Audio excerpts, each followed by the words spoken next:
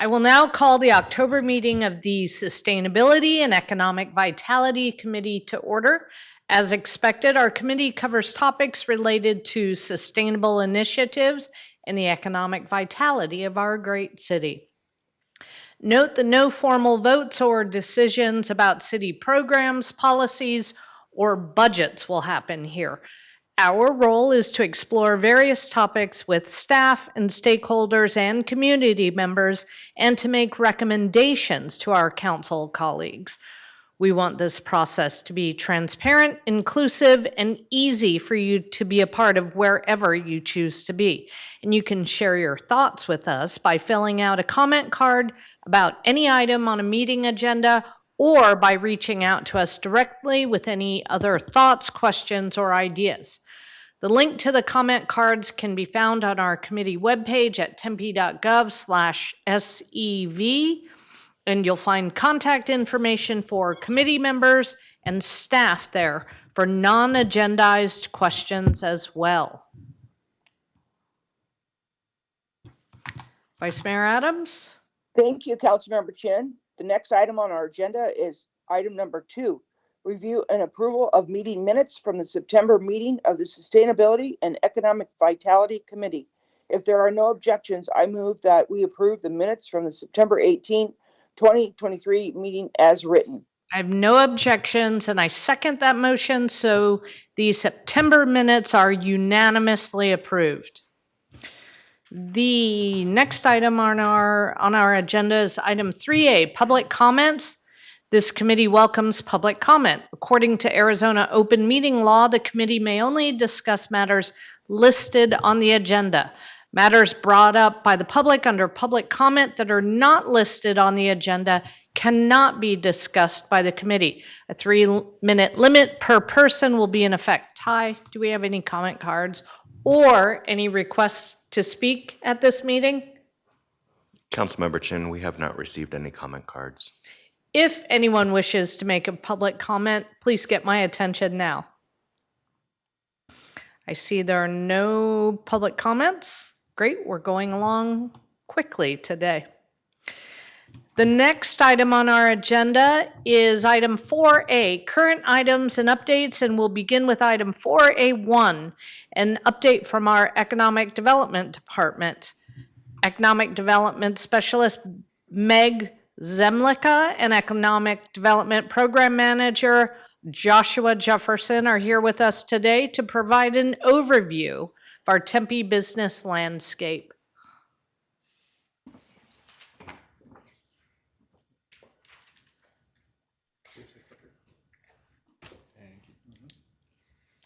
Thank you, Councilmember Chin, and hello, Vice Mayor Adams. Oh, yeah. Hello. Hello. My name is Meg Zemlicka. Thank you so much for having us here. We also have Joshua Rutherford, so we are a party of 3 today. I'm very excited to give you an economic development implementation plan and departmental update. Oh, I have it.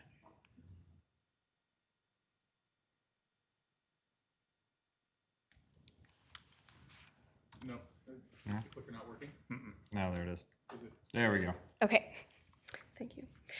Our department works toward 3 sort of segmented approaches to priorities. The first is council priorities that have been outlined by City Council. These are measurable and directly impact financial stability and vitality of the City of Tempe. The first is an annual increase of new jobs, and the second is increase of capital investment. And there at the bottom, you can see a snapshot of our fiscal year 23 actual percentage of our goal. So for new jobs, we hit 391%, and capital investment, we went 207%.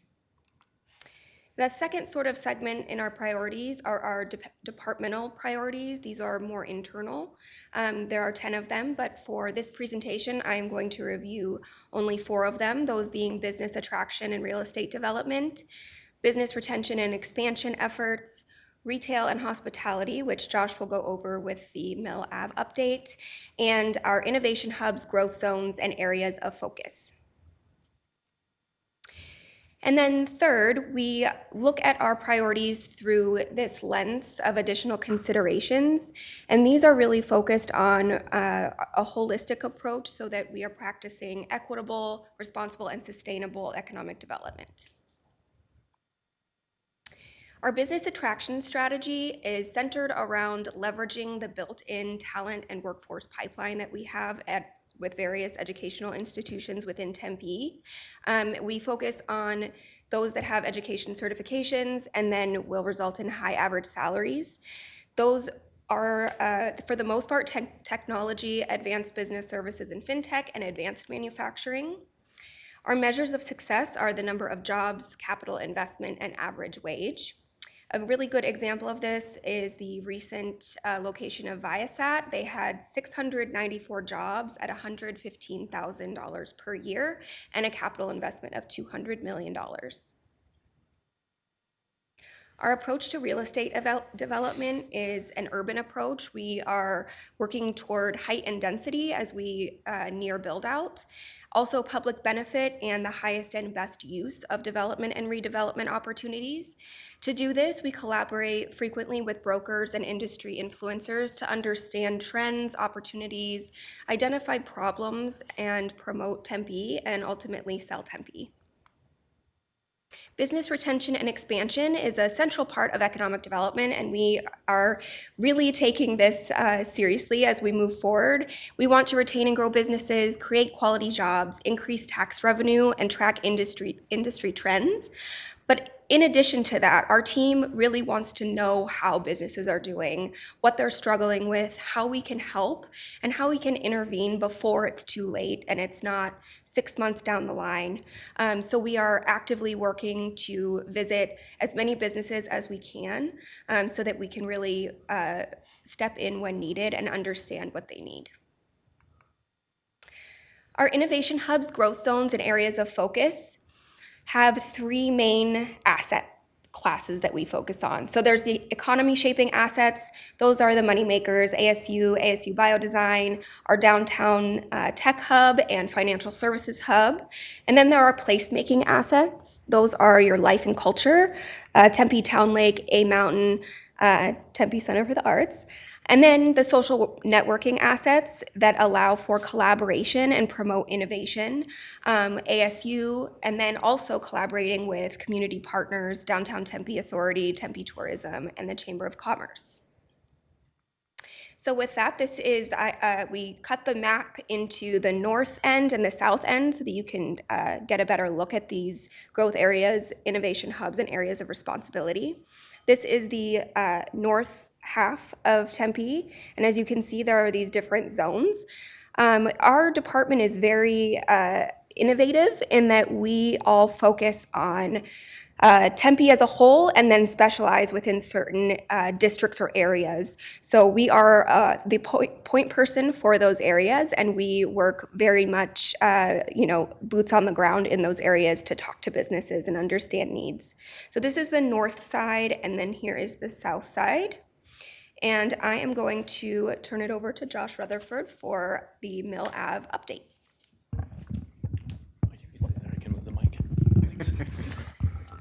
Hi, good afternoon, Councilmember Chin and Vice Mayor Adams. Josh Rutherford, Economic Development. I'm actually pitch hitting for Chad Schleicher today since he wasn't able to make it. So it's not, he completes our team with, and then our director is in, I think a retreat with directors today, so he wasn't able to make it either. So so one of our innovation hubs is downtown, Mill Avenue. Councilmember Chin, I think you're very familiar with that. 2 active programs is the Mill Avenue Restaurant Accelerator, commonly referred to as MARA, and then the Mill Ave Refresh. MARA was, the measure of success is to meet the MARA goals, and then the main part of those goals was to reduce vacancies downtown, and then host 2 broker events. An update to meeting those goals is was the 3 vacancies, 3 specific vacancies, that being the former PF Chang's location on the the northwest corner of Mill Avenue and University Drive, the Corner Bakery, which is located in the Gateway Building, which is 222 South Mill Avenue, And there was actually one else on here, was the former La Boca site, which is currently now Matt Surrey's. So I think early on in the program, that was identified as one of the vacancies that happened to just get filled during that process. And then a few more to highlight as the MARA program has evolved is Bang Bang Sushi, which is a former, oh gosh, why can't I remember the name of that building? You guys remember that? The Gordon Biersch, thank you. The former Gordon Biersch suite on the northwest corner of 5th and Mill Avenue. They're opening soon. They've been under construction for several months. Devil's Hideaway / Idle Hands is opening soon. That's the former Rula Bula location. And then the previous P.F. Chang site, they have actually signed a tenant, which is called Culture Shock. It's a spinoff of Ren & Wolf. And then the previous corner bakery is they're continuing to show that place. And I think we have 4 active tours on that with a lot of interest in that, just hoping to sign somebody soon on that location. All right, more MARA update. The MARA program developed a $500,000 grant to encourage facade improvements and tenant improvements. And they've really developed that to encourage the current tenants and incoming tenants to really invest in downtown Tempe. And so $300,000 was earmarked for the facade and $200,000 was earmarked for tenant improvement towards 2 specific sites. And currently to date, we've had one submittal for that, and that's Slickables at the Brickyard location. They're doing a patio extension. I'm actually on the committee that reviews those submittals, and we are due, I think, tomorrow afternoon to review another submittal.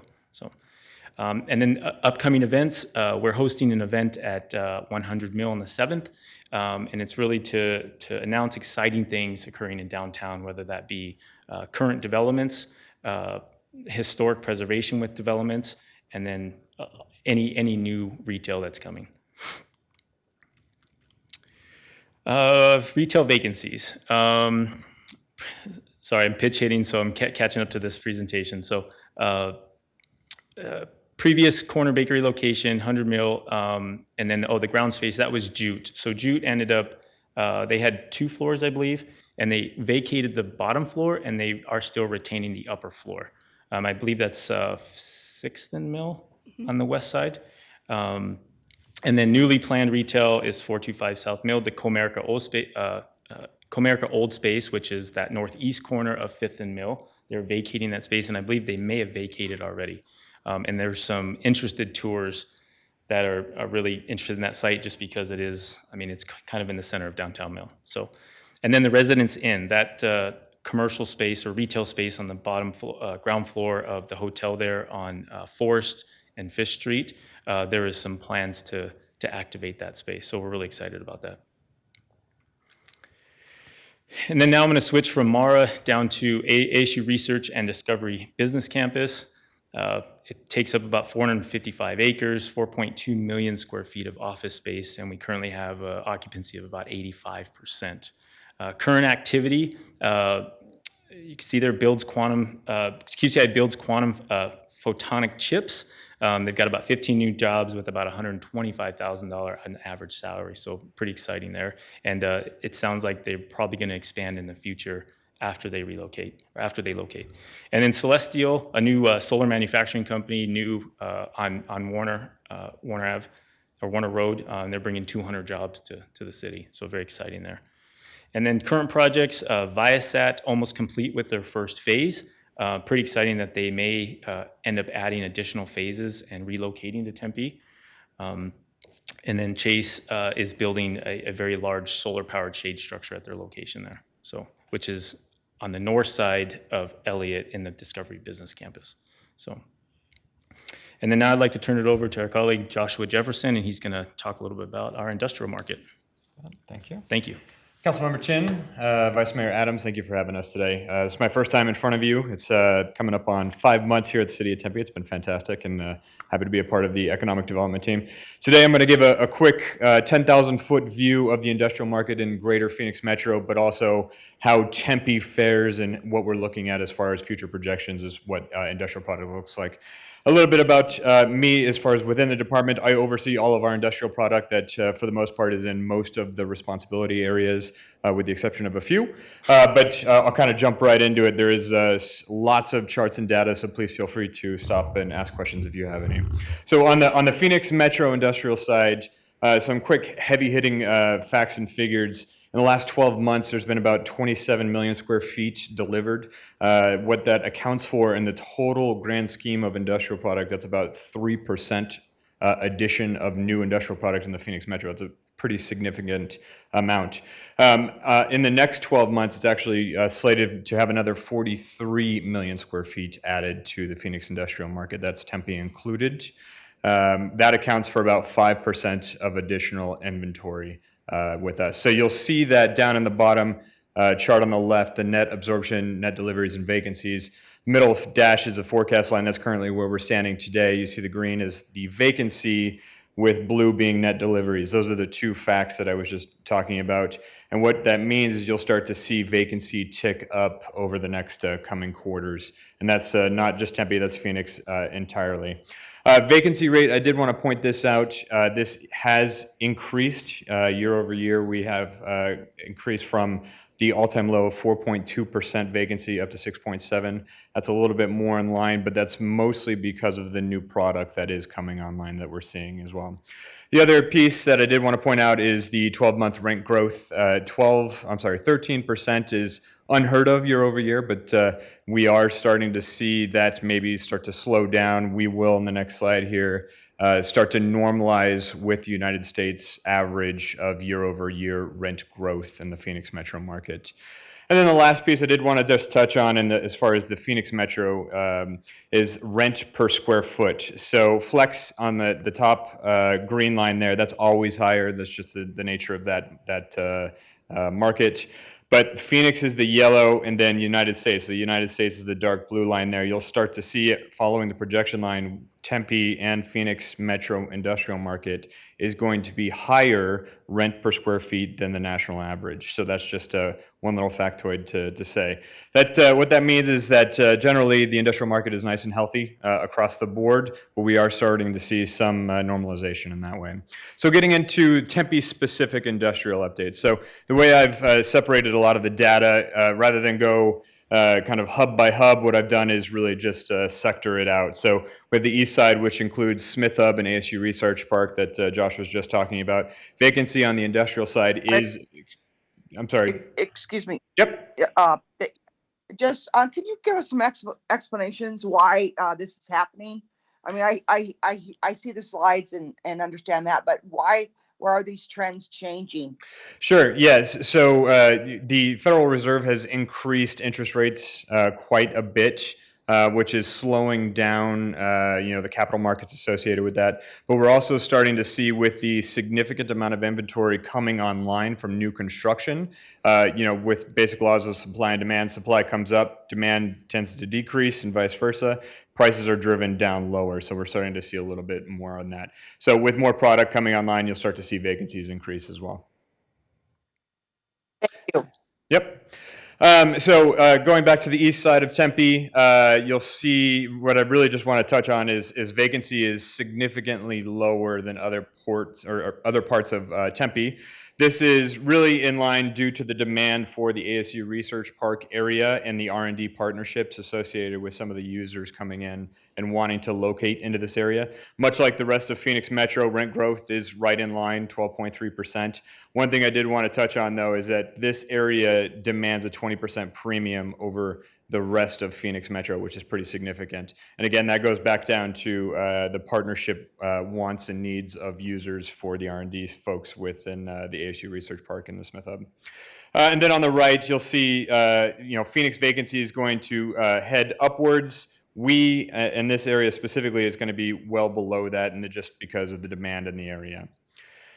Southwest Tempe industrial market, I-10 and Emerald, and the Central Industrial Corridor. This is largely warehouse and logistics focus in this area. Vacancy rate is higher at 5.1%. So we are, putting a little bit of attention into this area to see how we can help. One quick hitting fact is 65% of this area is logistics and warehouse. So a lot of e-commerce, a lot of distribution, a lot of warehouse, and that really has to do with the proximity to the freeway infrastructure in and out of the area is pretty nice and easy, as well as the rail line that goes through this area as well. And then Northwest, Maker District, Fountainhead, and Liberty West, vacancy rates in these areas are the highest as far as on the industrial side at 6.8%. This is increasing. So we saw in 2022, 2.2%. This has increased to 6.8%. There's been 2 or 3 move-outs of this area, and they've been either the business has relocated their operations to another state or out of the country, or they've solely gone out of business and the inflationary environment has been challenging for them. So this is an area that I am focused in, and we're really trying to put a lot of industrial efforts here to ensure that we can help mitigate any increase in vacancy rates in this area. And we're trying to, as Meg indicated, be in front of our businesses as necessary on our typical business retention and expansion efforts to ensure that we're kind of in front of any trends associated with that. Last piece I just want to leave you with is just some key takeaways and comparisons between Tempe and the Greater Phoenix metro market. Really, like I talked about, the metro market is beginning to normalize, right? We are 4.1 to 6.5%. And then year over year, rent growth is slowing, right? We saw this incredible rent growth year over year. We're going to start to kind of normalize with the rest of the nation as far as year over year rent growth. And then Tempe's industrial market is still highly demanded, and that Tempe's fully built out. We're 42 square miles, and we're right smack in the center of distribution for both West, East Valley, and for the Phoenix market as well. So across all of the different areas, our average vacancy rate is 4.56%, which is well below the Phoenix metro average, which is pretty good for us. And then the last piece is just really the development community and any sort of new development activity in these areas. They just must remain creative, right? So we're starting to tell the story of what can be done, new product in the inventory or adaptive reuse projects in these areas to try and garner employment and high wage job growth. So our economic development industrial targeted efforts in these areas are really the following, right? Just as Meg talked about and Josh talked about, we have traditional business attraction and retention efforts, but really we're starting to look at some of the low-rise office conversions with Office Market where it's at. There's 2 that are either finished or coming up.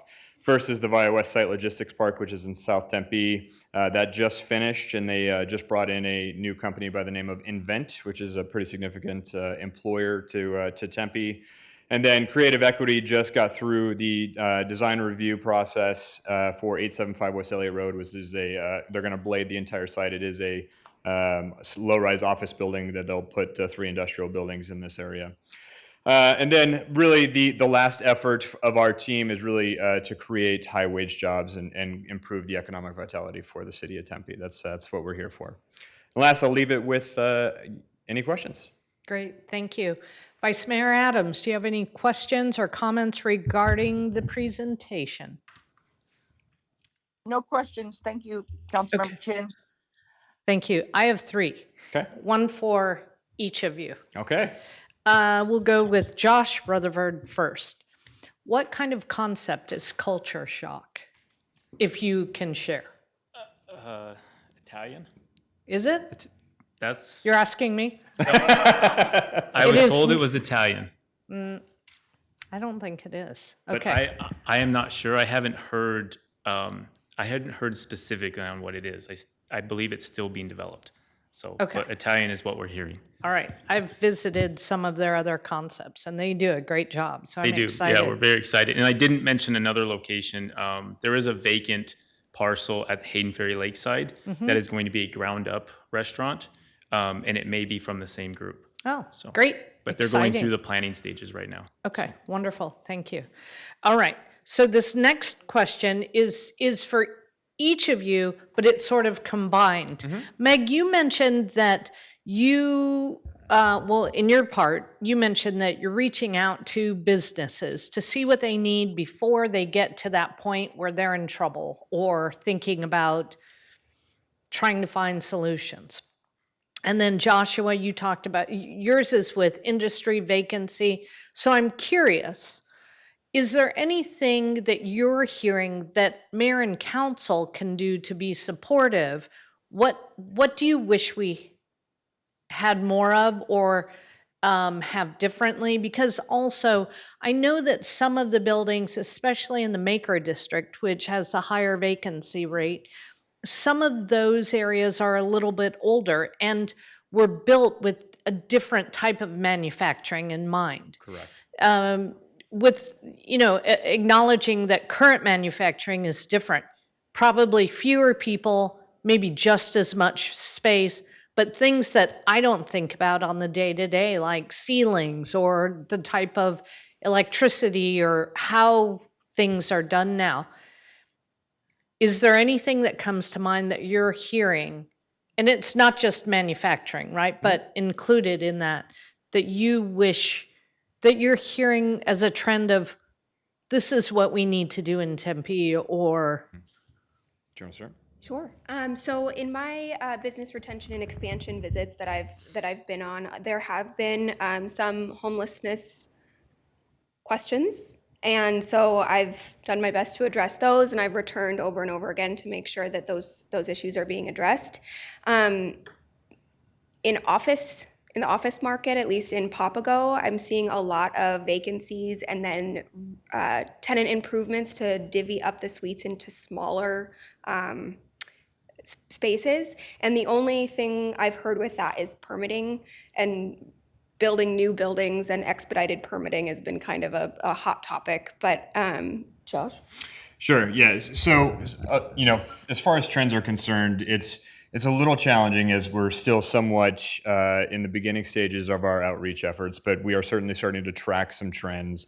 And that's something that we can certainly bring back to, Councilmember Chen and Vice Mayor Adams at a subsequent meeting as well. If it's of interest, we can start to track that for you. But as far as right out of the gate on the industrial side, right, there's three major product types. We have the really specialized manufacturing type of product, and as you put it, a lot of that product is aging. It is older, and standards and requirements are a little bit out of date at this point. So we're starting to see some of that. However, redeveloping a specialized facility is not of high demand for the development community. So if something needs to happen on that end, typically it needs to be user-driven and user-driven focused. So we're starting to see some of that of, hey, the buildings just don't fit what our needs are. And then we're also seeing, certainly with Semicon and that ecosystem coming along, that the priority is larger footprints, right? The footprints within Tempe, we really have a sweet spot in the 50 to 100,000 square feet. And we're seeing a lot of projects that come through, whether through our state partners or our regional partners, more of a 200 to 250,000 square footers. So that's why we're looking at in my slide of with the development community, how can we look at maybe private land packaging efforts and maybe try to bring small areas where there's higher focused industrial product that suits those needs. And then on the other two sides, there's the flex product, which is the smaller business focus. That's what we do very well. Tempe's very good at that. However, in some of the areas, we have seen some small business relocate out, and really it's the area has the highest vacancy rate. That's the area where we're seeing some of that. But I think that's just general conditions of market. And as we continue to communicate with these businesses, we can certainly bring it in front of you and ensure that if there's anything that we're seeing as trends that we can be assisted with, we'll ensure that we stay in front of it. Great, thank you. Absolutely. You asked if it was of interest to us. Well, absolutely, it's of interest to us because we want to stay ahead of it. That was the one of the primary points of your presentation today. And if we're experiencing some trend or some hiccup within the system that we need to look at that includes another department, then let's work together and communicate about that. Absolutely. Okay. Absolutely. Yes, definitely. Great, thank you. Thank you very much. Yes, Josh. I want to add on. Thank you, Councilmember Chin. No, and just in general, a couple of small businesses that I've visited, I think just being a point of contact. I mean, that's one of our greatest assets because honestly, economic development, we don't have a lot of tools given to us by the city, or we're governed by state statutes and certain things that we can do under if it's a development agreement. So just being a point of contact, having a card saying, hey, if you guys do anything, call us. And then more what Meg said is, yeah, we are always going to get complaints about the permitting process, no matter how good or bad it is. But us being that point of contact can sort of usher them through that. And I think knowing the process is you just gain a lot more trust of telling them what that process is.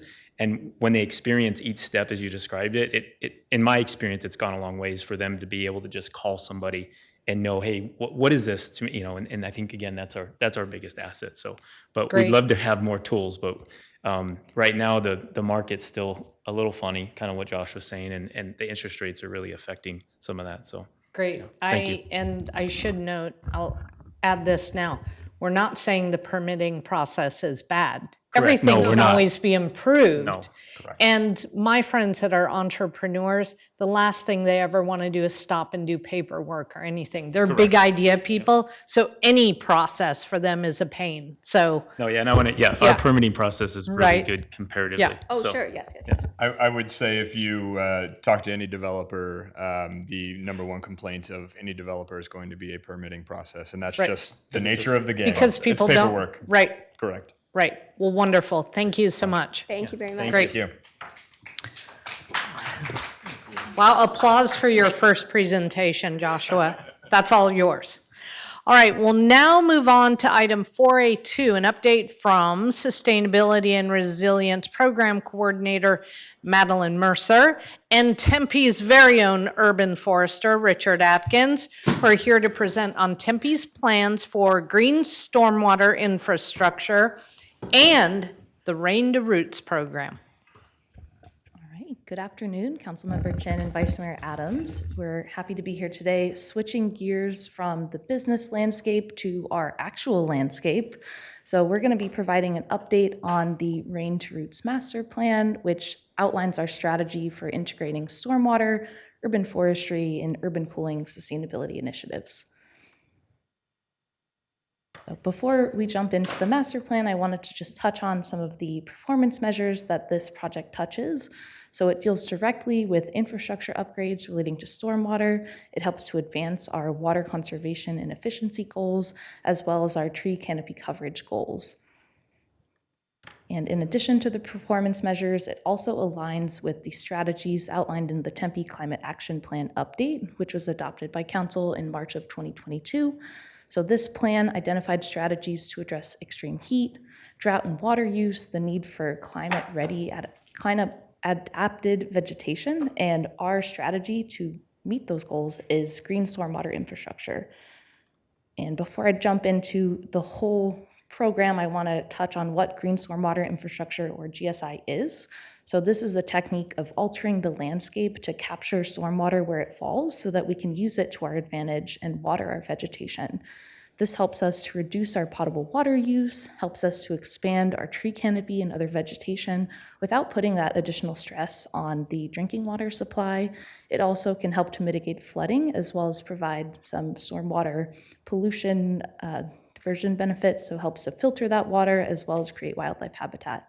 And throughout the presentation, I've put some pictures of past GSI projects that we've done in the city. So on the top is an example of a curb cut at Rio Salado and Hardy that shows water being taken off the street and put into the landscape to water those plants. And then on the bottom is Lemon and Dorsey, where water is taken actually under the sidewalk through something called a scupper to feed those passage trees, which shade the transit stop. So it demonstrates how these systems interact with each other. We're not just talking about natural systems, we're talking about how they interact with transportation and other initiatives around the city. Can I stop you and go back for a second? Sure. So the bottom picture, the Lemon Street in Dorsey, that's a pistache tree?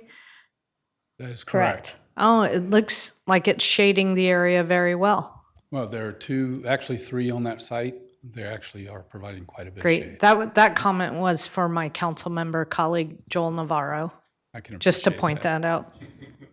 Yeah, very effective shade yes. trees.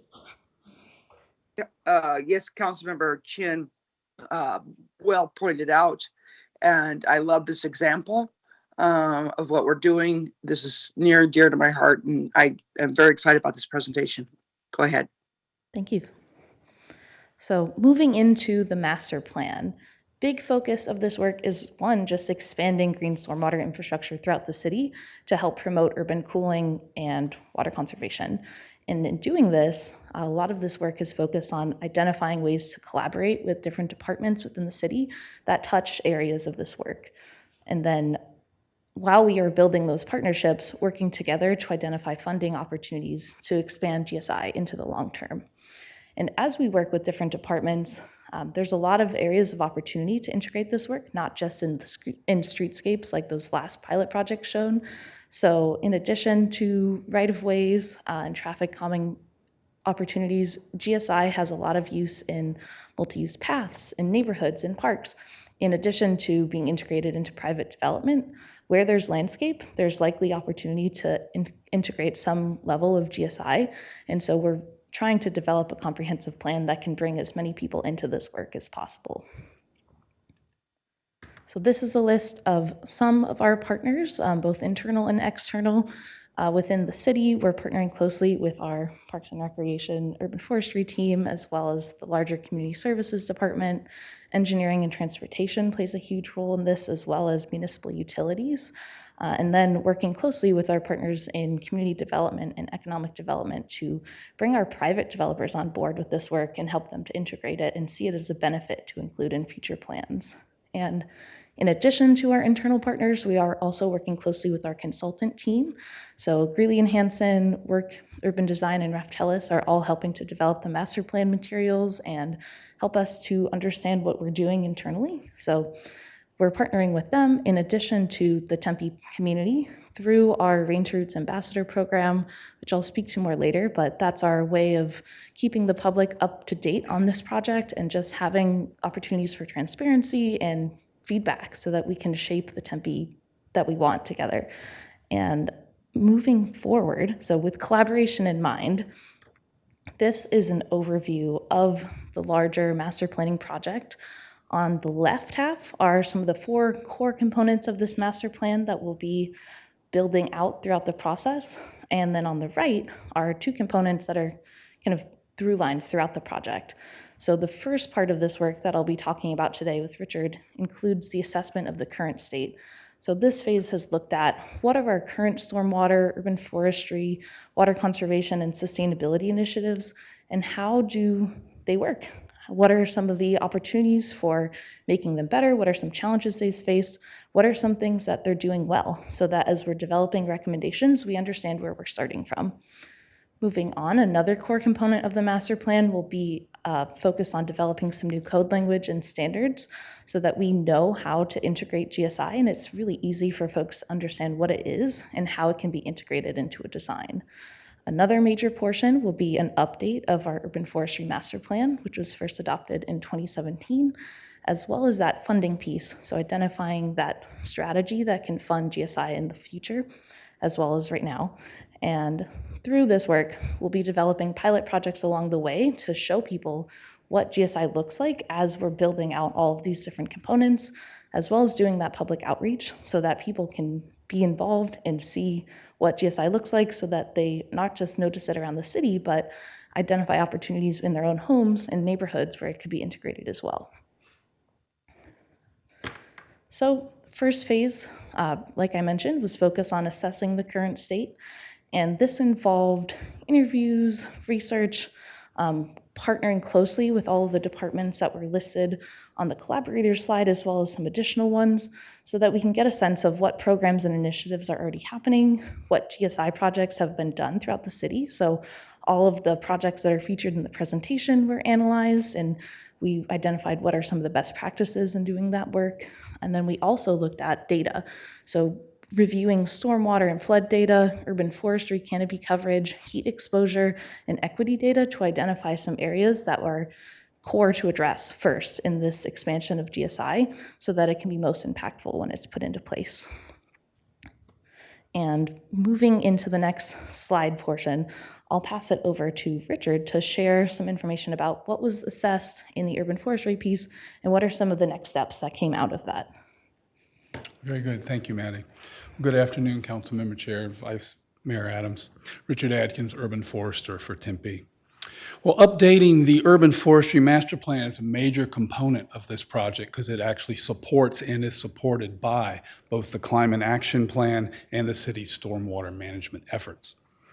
By reviewing our current status and programming efforts, which I did provide an update to this committee last month, and assessing our current data sets against our baseline that was established, we can have more factual information to further address our goals and challenges. We will be seeking recommendations from our consultants as well as the public to enhance our programming efforts while partnering closely with other city departments, businesses, and our community groups. We'll be looking to utilize our new data sets to provide a more accurate picture of the city's landscape and land use patterns, as well as looking for more opportunities to plant trees, as well as to expand our green space that we have. We'll also be researching some national and regional examples of urban forestry-related codes and standards to help promote more sustainable green development for both commercial as well as residential properties within the city of Tempe. And we're going to be looking into the possibilities of strengthening our tree protection procedures, something that we really need to look at, as well as encouraging proper maintenance practices on commercial and private properties. Thanks, Richard. So moving on from the urban forestry piece, I want to touch on some of the work and programs that we reviewed for the stormwater component, which is key to green stormwater infrastructure. So in this piece, we reviewed drainage studies and master plans, and I think most importantly, the stormwater CIP plan to identify upcoming projects and opportunities to integrate GSI into them into the future. And in this piece, as we continue, our next steps will involve continuing to review those projects and identifying opportunities for integrating GSI that can address stormwater quantity, so flooding, and stormwater quality, water pollution, because it can be used to address both of these. And our goal, like I mentioned, is to really integrate these systems so that pilot projects can have multiple benefits, not just focus on collecting the stormwater, not just planting trees, but planting trees that in areas that can be watered by the stormwater and help to filter some of that runoff in the same project. So as we continue this work, one of the major areas of support will involve helping to advance our compliance with federal regulatory requirements. Our MS4 is a core component of our stormwater program and is something that we'll be considering throughout this master planning process. And so with all of the project components here that we've discussed, we're going to be looking to augment our development codes and standards. Trying to update our practices as well as our design criteria throughout the city. The goals of which are to provide construction and development standards for contractor guidance, as well as understanding the processes and activities for our own staff to help with the review process. We have this one example here that was brought to us by our consultants from Fire Station number 7. This landscape was developed just over 4 years ago. And it was developed with drought-tolerant and sustainable landscape ideas in mind and has a number of water harvesting elements on it. One is this nice collection basin that was out in the front, which you'll notice it does its job, but then there's a dry well that was put in there, which is counterproductive to the intended goal of harvesting the rainwater for the plants that were strategically placed around it. So that's something we're going to be looking to address by, establishing our standards of care that could be adapted by property owners as well as our city planning. We'll be looking at providing this information in a more user-friendly format by providing some toolkits and ideas and standards for our developers as well as our staff, and be integrating new details and standards of practice for our design and development codes. Okay, and then a final component of our current state assessment involved the analysis of some existing GSI projects throughout the city. So that analysis included all of the pilot sites that are included in this presentation, as well as all of those dots on the map on the screen. Our consultants from work did a bike tour, 30 miles around the city to check out each site and get a feel for what it looked like to be a user of that space. So they went, I think they said it was like 100 degrees, and tried to get a sense of how effectively these projects were creating a cooler environment for cyclists. And they took pictures and identified some of the best practices, like I said, and some barriers to implementing projects and having them work to their full potential. And so next steps, we will be developing some design materials that help to showcase those best practices and highlight projects that implement them really well, so that when we're advocating for GSI to be adopted, we can point folks to some projects around the city and show what they look like and talk about how they're working. We'll also be developing a new GIS map that interlays some of those different data sets that I mentioned so that we can identify areas to prioritize in this work, and developing a prioritization tool to identify projects within those areas that we'll start with as we identify pilot projects to design as part of this master plan. And throughout the master planning process, both involving the pilots that will be developed in the master plan and beyond, these will demonstrate how GSI can be integrated into many different areas around the city. So again, not just right-of-ways, but thinking about how we can work in parks and in neighborhoods and in private development to use GSI to create those cooler, more comfortable environments for the city. We'll also be able to test out new codes and standards, as well as honing in on those opportunities to partner with other departments so that they can serve multiple departments' goals and have just better projects all around. Finally, that funding piece.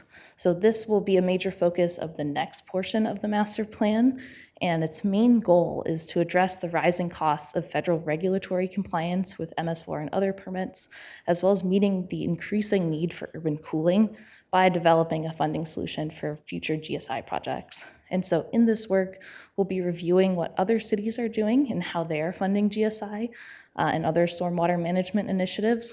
And then we'll also be working to build on the findings from the water rate study that municipal utilities did so that we can identify areas of costs that aren't currently being covered, as well as priorities for other departments that we want to build into this funding strategy for the long term. And final piece of this work, but certainly not the least important, I'd say this is core to all of the master planning components. So this is our Rain to Roots Ambassador Program. And again, this is our attempt to just make this master planning process as transparent and accessible as possible so that people have a lot of opportunities to give feedback on master plan documents, review project materials, attend site visits for the pilot projects that we'll be developing to make sure that we have residents' voice integrated throughout the master planning process and make it a way to start building a culture around GSI, because a lot of this work is focused on awareness and trying to build some excitement so that when somebody says green stormwater infrastructure, people don't just shut down, but instead say, oh, you know what, I heard about that. That's really cool. I want to transform my landscape at home. And so we will have monthly meetings, first Wednesday of the month, 5:30 to 7:30, if anyone is interested in joining. We've had 2 so far. About 25 folks came to our kickoff, and then by the next month, we're already up to 35. And we have 50 people signed up on our recurring interest list. So it's a cool topic, literally, and there's a lot of public interest in it from everyone ranging from plant biologists to just folks that think it's interesting and important. So a really diverse group and a lot of fun. So moving into our overall next steps, some of the outcomes from the larger master plan will involve some new pilot project designs that, again, will incorporate the feedback of our ambassadors, some new code and standard language, as well as an updated urban forestry master plan. And finally, it will outline that funding strategy to cool our city in the long term using GSI. And then below are some upcoming ambassador program meetings and their topics. Richard will be our next guest speaker and highlight some of our wonderful urban forestry programs and get feedback on what's to come. And with that, we will take any questions you might have. Great, thank you. I'm resisting. I'm not going to resist that hard. That those Rain to Roots ambassador meetings, it's always cool, and the subject is never dry. Exactly. Sorry, I get the microphone, so I We're get trying to say to that collect today. interest. We can keep going. Well, Very, go ahead, Vice Mayor Adams. yes, thank you, Councilmember Chin. That was funny. Okay, so that's the first thing I have to say. The second thing is, I like Richard's tie. I think it looks really nice. Well, thank you. You know, you're welcome. And I just love this program. I think it's so great that you guys are doing the get-togethers, and so people can learn all about it from your expertise. And it's super exciting. I want to definitely come to one of those meetings in the very near future, and just really appreciate this program. I mean, this is just it's just so forward thinking and exactly what we need to do here, living in the desert. So excellent presentation, and thank you very much. I thank you, Vice Mayor. As I look at the implementation and what we're doing in our city, and something as simple as cutouts, right, in the road, I just think that's brilliant. But I also, and at the same time, not but, I know that other residents probably are thinking like I am, well, how do we do this at home? And not just the rain barrels of capturing the water, but what else can we do? So I think it's great. The name, Rain to Roots, was that a Tempe? Did somebody on staff come up with that, or was that something adopted from some other program? Nope, I came up with it. Ah, very nice. Good. I just think sometimes you just have a clever name for something, and I think that's great. So nice work. And thank you for the presentation. Yeah, thank you so much. Thank you. Oh, Good afternoon. Joshua's paying back the applause that he received. We'll now move ahead to item 4B, new items for consideration. I believe we have one new item, 4B1, presentation proposals for future council committee meetings. Vice Mayor Adams, do you have any updates you'd like to see at the next SEV committee meeting? No, I do not. Thank you. Okay, we will work with staff to put our agenda together for our next meeting. Well, that's the last of our scheduled discussions today, so we'll move on to item 4C, announcements. I have none. Vice Mayor Adams, do you have any announcements today? I don't have any announcements today. Thank you, Councilmember Chin. Excellent. Our next council committee meeting is scheduled for Monday, December 18th, 2023. Thank you all for being here today, indulging me in my bad jokes, both virtually and in person. And with that, we are adjourned.